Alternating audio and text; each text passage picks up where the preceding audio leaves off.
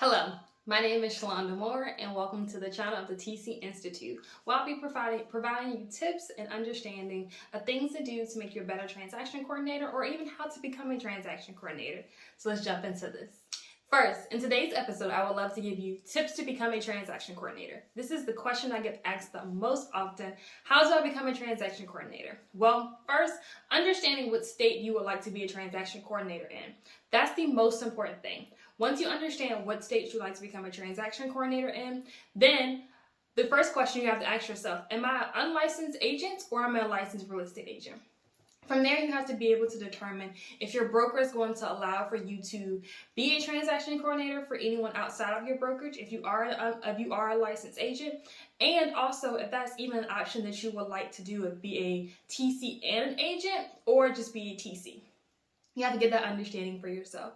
Regardless if you're an unlicensed agent or a licensed agent, I always advise for you to go to the National Realtor Association and search for the regulations and requirements as an unlicensed assistant. That gives you all the understanding of what you'll be able to do in every single state as an unlicensed assistant, or even if you are a real estate agent, what you'll be able to do technically as a role of a TC. Once you have that understanding of what your state's able to do, or the states that you would like to work in, the next thing I will always advise for you to do is to go actually to your specific state's real estate commission or association, and then go from there to see if there's any state-specific requirements. California is the only one that they recommend for you to get the California certificate, which they actually offer themselves, and it's a course that they specifically offer. Depending upon any other states you're able to work with, you're always advised for you to reach out to anyone to mentor you, or even come to a program like the TC Institute to give you all the tips and understanding and where you're able to become a transaction coordinator and what the tools you will need to become a transaction coordinator. Now, those are the basic little things that everyone will tell you, or they have the basic understanding of what you would need to understand if you're able to become a TC.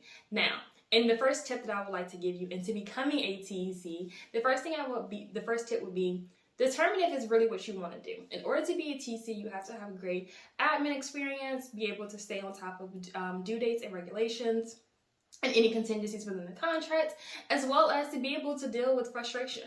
Most people don't tell you that as being a TC. However, being a TC is a frustrating job. Oftentimes, we get no recognition for all of our hard work, but we also take a lot of the slack off of the agents and throughout the process of the transaction.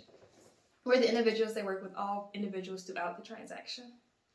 Next, after you have a basic understanding of, if you're going to get a mentor or coming to a program like us, also start to gather the document management systems you would like to use, what systems you would like to use, start researching those. Those are plenty of transaction coordination systems out there for you to choose between. Choose what works best for you. Many of them offer free trials. I always encourage for you to do any of the free trials to be able to then make the decision if that is a system you prefer to go with versus any other system. Next, and the final tip I would love to give to you is to have the basic understanding of if this will be a business that will be able to be prosperous in your designated area.